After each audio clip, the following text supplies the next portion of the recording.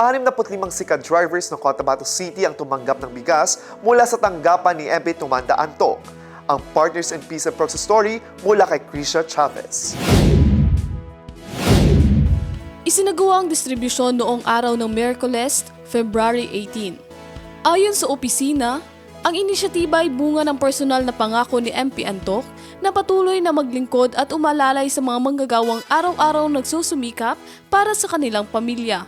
Layunin ng programa na kilalanin ang sakripisyo ng mga sikat drivers na walang sawang bumabiyahe upang kumita ng marangal na kabuhayan.